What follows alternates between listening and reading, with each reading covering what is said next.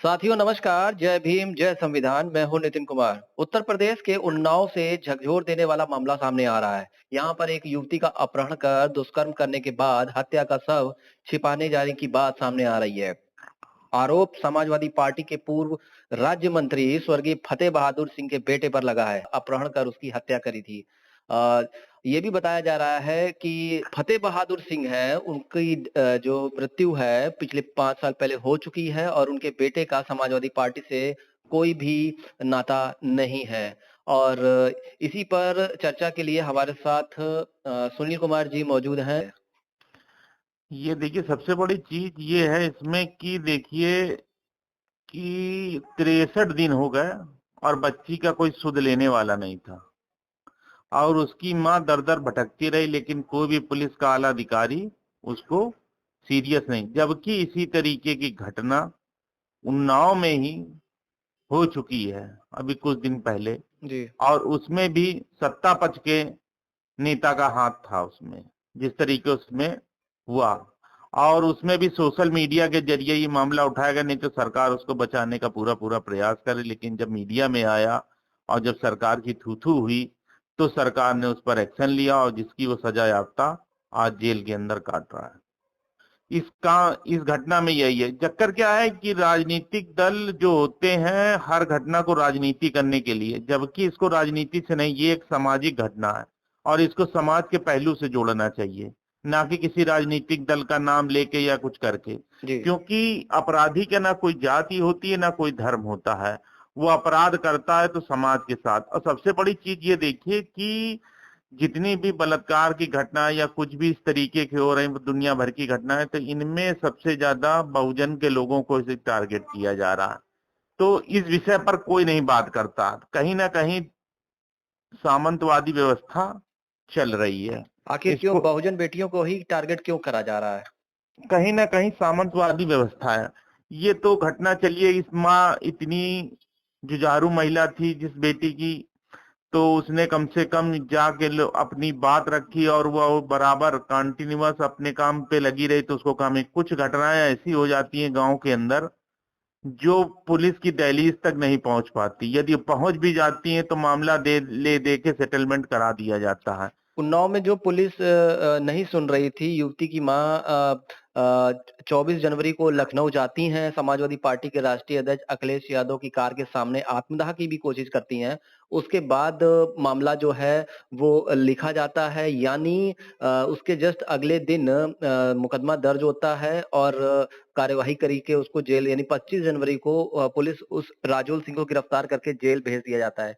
फिर इसके बाद अचानक एक तरीके से वो फिर से चालू कर दिया जाता है। ये चुनाव का माहौल है और इसको क्या नहीं, चुनावी रंग देने का मामला चल रहा है? हाँ, इसको चुनावी रंग देने सबसे बड़े दोषी वो पुलिसकर्मी है। अब पुलिस ही इसकी मुख्य आरोपी बनाना चाहिए, ना कि कोई आरोपी को। क्योंकि जिस तरीके का पुलिस ने संरक्षण दे रखा है, यदि समय रहते ही कार्रवाई हो जाती तो शायद इस घटना की पुनरावृत्ति नहीं होती। तो कहीं ना कहीं अपराध को पुलिस भी पनपा रही है किसी ना किसी रूप में। तो मोदी जिस जी तरीके मोदी की जी इस पीड़ित तरीके से मोदी ने जी तो ये इस तरीके से नहीं बोलते नहीं हैं नहीं कि 11 बजे 12 बजे के आसपास भी महिलाएं जो है सुरक्षित होती हैं, तो इसको देख के तो ऐसा नहीं लगता है यहाँ पे। नहीं नहीं नहीं, गांव में आज भी स्थितियां बड़ी विकराल है। देखिए, जी। एनसीआरबी के मुताबिक महिलाओं के खिलाफ उत्तर प्रदेश में सबसे ज्यादा मामले आए।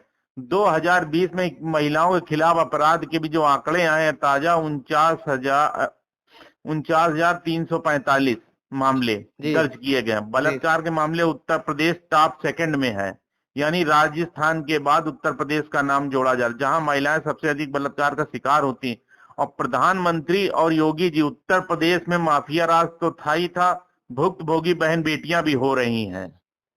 और जी। प्रधानमंत्री का जो वादा है बिल्कुल कोरा झूठा नजर आ रहा है। क्योंकि महिलाएं आज भी असुरक्षित हैं। यदि महिलाओं के बीच में जाके बात करो, कुछ करो, तो वो भी आज रात में अपने घरों से बाहर निकलने के लिए डरती हैं। लेकिन सरकार अपने प्रोपोगंडा में किस तरीके उसको दिखा रही है, इसका ये जीता जागता उदाहरण है। जब उसकी माँ गई है कई बार वहां पे, तो वहां पर बार बार पुलिस ने उसको समझा के बुला कि कहीं भाग गई होगी या किसी तरीके का आरोप दुनिया भर के मढ़ के उनको जी। बरगला दिया है। तो कहीं ना कहीं पुलिस की भी संलिप्तता कहीं ना कहीं जाहिर होती है यदि समय रहते, क्योंकि गरीब तबके के लोगों की आज भी न कल भी कोई सुनने वाला था ना आज भी सुनने वाला है, क्योंकि उनका कोई सिला था। पैसे के दम पे लोग कानून और व्यवस्था को खरीद लेते हैं और कितनी आसानी से बिक जाती है कानून व्यवस्था, इसका ये जीता जागरण उदाहरण है। कि सीमा कुशवाहा जो कि दिल्ली में एक जघन्य अपराध हुआ था, उसमें उसकी एक वकील हैं सीमा कुशवाहा जो कि अभी बसपा जिन्होंने ज्वाइन किया है, सुप्रीम कोर्ट की वकील हैं, वो भी उन्होंने भी मुलाकात करी है और उन्होंने आश्वासन दिया है कि आपका केस भी लड़ेंगे और हम्म। तो इसको आप कैसे देखते हैं? नहीं नहीं नहीं, ये बहुत अच्छी पहल है। वो आज किसी भी राजनीतिक, लेकिन उन्होंने जो अभी कई मुकदमे पीड़िताओं के लड़े हैं और वो बराबर लड़ रही हैं, तो कहीं ना कहीं समाज में एक अच्छा मैसेज दे रही हैं। और अपराधियों का मनोबल इसी तरीके टूटेगा जब समाज में उदारवादी लोग जब तक समाज में आएंगे नहीं और जाति धर्म से ऊपर उठ के सोचेंगे नहीं, तब तक इस तरीके के अपराध होते रहेंगे, क्योंकि इन अपराधियों के राजनीतिक संरक्षण इस कदर मजबूत है कि कुछ कहने को नहीं, उनको पुलिस हाथ डालने में भी डरती है। तो कहीं ना कहीं यदि अपराधी बड़ा ना होता तो उसके ऊपर पुलिस त्वरित कार्रवाई कर लेती। कहीं ना कहीं उसके जड़ें बहुत मजबूत और बहुत सशक्त हैं।